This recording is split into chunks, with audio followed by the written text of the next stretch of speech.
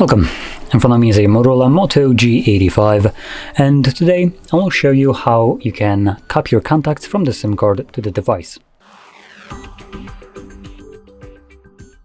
So to get started, you'll want to open up the standalone contacts application, which should be located in the Google folder. As you can see, there's one. And once you open it up, you want to navigate to the Organize, and in here we're looking for Manage SIM. And this will then display all the contacts that you have on your SIM card. Now for me they are all grayed out, and the reason for that is all of these contacts already exist on the Google account that the device is trying to import them to. And as you can see, there's a drop-down menu, so I can switch to import them to, for instance, something like the device. And automatically all of them become selected, as none of these contacts exist on my phone.